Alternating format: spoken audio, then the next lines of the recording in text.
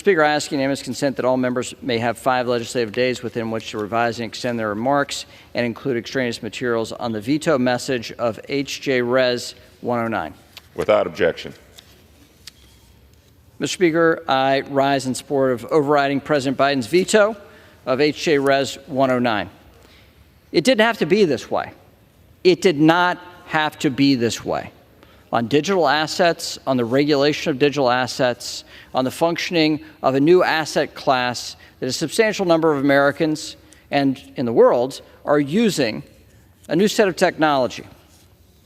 But the Biden administration has been given every opportunity to work with this Congress on digital asset policy and to come to a reasonable conclusion on digital asset policy.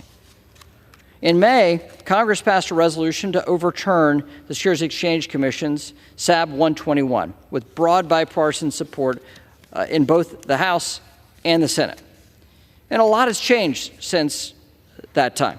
Following that vote, the House passed historic digital asset market structure legislation called FIT 21 with an overwhelming 2/3 support of this chamber. In divided times, a vote like this in this chamber is a substantial statement of the validity of that policy. That means that 71 members of the president's own party voted for that bill. Today's vote should mirror the support of FIT 21, given that this policy change was also in that legislation they voted for. SAB 121 is one of the most glaring examples of the regulatory overreach that has defined Chair Gary Gensler's tenure at the Securities Exchange Commission.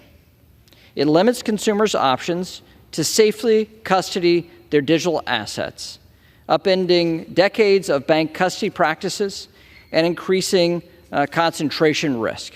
This is real consumer harm that is now in the marketplace because of the rules, because of these rules that Gensler's put in place.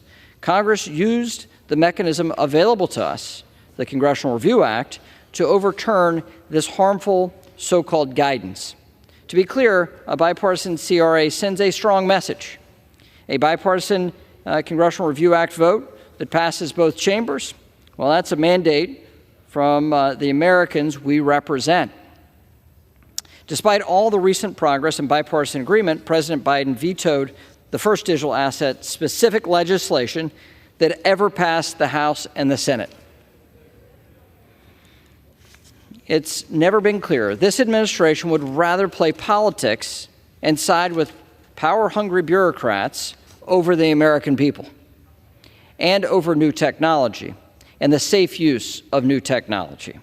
So I urge my colleagues to support today's resolution, overturn the veto, and take a small step to bring sanity to the American digital asset policy landscape. And I reserve the balance of my time.